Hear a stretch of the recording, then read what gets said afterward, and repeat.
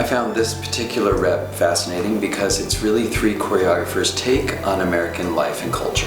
We have Balanchine finding inspiration in the traditions of American square dancing and the patterns and the interactions of people. We have Twyla Tharp really looking to New Orleans and a jazz age and springing off of a lot of the inspiration around Allen Toussaint's life. And then our third take is Fancy Free, which was Jerome Robbins really looking at the streets of New York City during time on leave from World War II.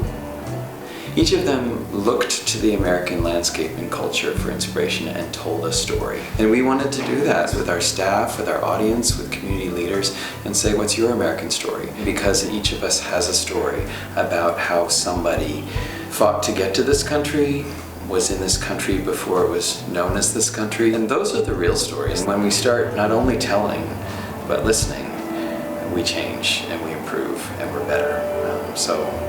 These are our American stories. Growing up in France, you always want to come to the USA. I'm proud of my French heritage. Yeah. You've definitely adopted a lot of the and the culture sort of traditions too, yeah. and cultures of America. I got into American football with beer and Beer and your chicken wings. So I was in New York during the 9/11 attacks, and I just remember it was the scariest thing ever, of course, being a 15-year-old away from my family and just seeing it all unfold right before my eyes. And I remember, though, specifically thinking how wonderful it was to see people coming together on the streets and just helping other people out. It was a very proud moment for me to be an American. Well, when I was young, 19 years old, the government had just reinstituted the idea of having a registry for the draft.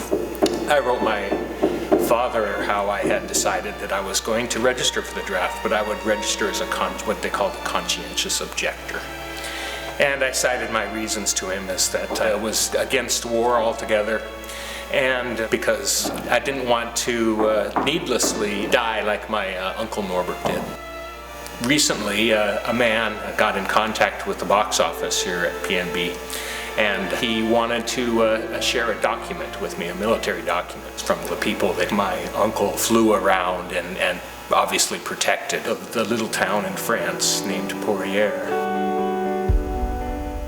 In the name of all French people, we wish to tell you how much we regret the mortal blow which touched you so cruelly in our country. Today, we accompany you with great humility, and we pray that you and your courage may be many times blessed. We would like to show you how grateful we are for what you have done for us and for the final victory. We are ready, all of us, to fight at your side